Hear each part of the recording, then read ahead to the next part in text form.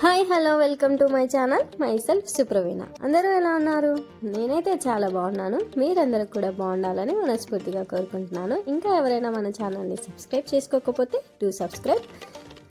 గొడుగు కాని గొడుగు వానాకాలంలో తడవకుండా యూజ్ చేసుకునే గొడుగు కాదండోయ్.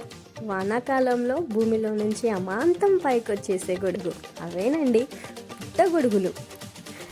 వెజిటేరియన్స్కి కూడా నాన్ వెజ్ తిన్నాము అన్న ఫీలింగ్ కలిగించేలాంటి రెసిపీ చూపించాలనుకున్నాను. రండి చూసేద్దాం.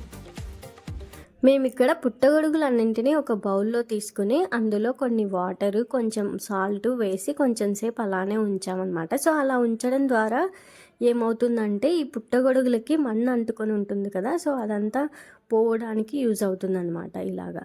సో అలా కొంచెం సేపు ఉంచిన తర్వాత వీటిని మరొకసారి వాష్ చేసుకొని పక్కన పెట్టేసుకోవాలి. తర్వాత ఈ పుట్టగొడుగులన్నింటినీ మేము కట్ చేసుకుంటాం అనమాట. 4 పీసెస్ లాగా మాత్రమే కట్ చేసుకున్నాము. తర్వాత 2 ఆనియన్స్ 4 పీసెస్ లాగా కట్ చేసుకుని అండ్ అలాగే 1 టమాటో కూడా మిక్సీ జార్లో వేసుకొని గ్రైండ్ చేసుకున్నాము. ఇలా చేయడం ద్వారా ఏంటంటే మనకి కర్రీలో గ్రేవీ పార్ట్ బాగా వస్తుందన్నమాట. యాక్చువల్గా అన్ని కర్రీస్లో మనం ఆనియన్ టమాటో చిన్న చిన్న పీసెస్ లాగా కట్ చేసుకుని వేసుకుంటాం కదా, సో ఇలా చేస్తే గ్రేవీ ఎక్కువగా వస్తుంది. ఆ తర్వాత ఒక బౌల్లో ఆయిల్ వేసుకుని ఆవాలు జీలకర్ర పెసరపప్పు వేసుకుని 2 ఒట్టిమిరపకాయలు కూడా తుంచి వేసుకోవాలి. వీటితో పాటు మీరు కరివేపాకు కూడా వేసుకోండి. మేము ఇక్కడ అది స్కిప్ చేసేసాము, మర్చిపోయాము యాక్చువల్లీ. ఆ తర్వాత మనం ఇందాక టొమాటో ఆనియన్ ప్యూరీ పట్టుకున్నాం కదా, సో అది వేసేసుకొని 2 టేబుల్ స్పూన్స్ అల్లం వెల్లుల్లి పేస్ట్ వేసుకొని పచ్చి వాసన పోయేంత వరకు బాగా కుక్ చేయండి. దాని తర్వాత కొంచెం పసుపు, మీ స్పైసీనెస్కి తగినంతగా కారం పొడి వేసుకోండి. దాంతోపాటు 2 టేబుల్ స్పూన్స్ ధనియా పౌడర్ కూడా వేసుకోండి. వీటన్నింటినీ బాగా మిక్స్ చేసుకున్న తర్వాత మనం ఇందాక కట్ చేసి పెట్టుకున్నాం కదా మష్రూమ్స్, సో అవి వేసేసుకోవాలన్నమాట.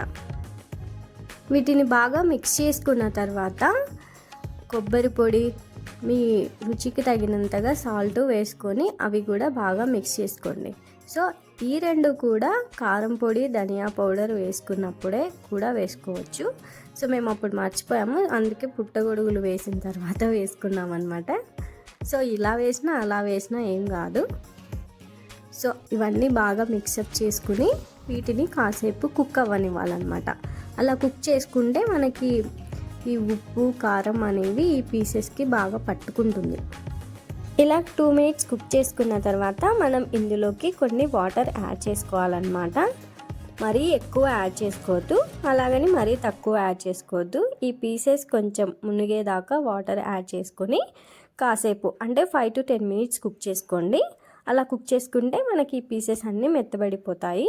దాని తర్వాత కొంచెం కొత్తిమీర వేసి దింపేసుకోవడమే. సో ఈ కర్రీ ఎలా అనిపించింది అనేది కామెంట్లో కామెంట్ చేయండి. ఈ వీడియో మీకు నచ్చినట్టయితే ఖచ్చితంగా లైక్ చేసి షేర్ చేసి మన ఛానల్ని సబ్స్క్రైబ్ చేయండి.